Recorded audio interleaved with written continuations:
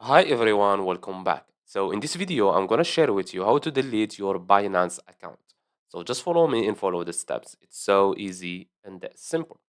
So first of all, open your Binance account, then go to this icon right here.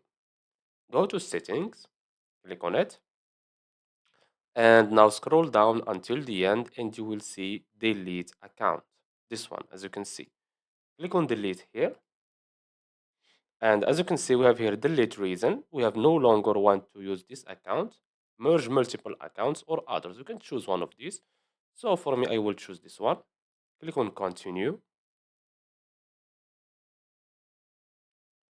And now click on continue. Click on I agree and click on delete account.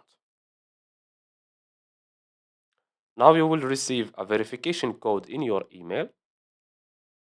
This one, copy it and you can paste it here. And as you can see, account deleted. Now click on OK and that's it. Now your account has been deleted. So I hope you found this video helpful. Don't forget to give us a like and subscribe. Thanks for watching and see you on the next one.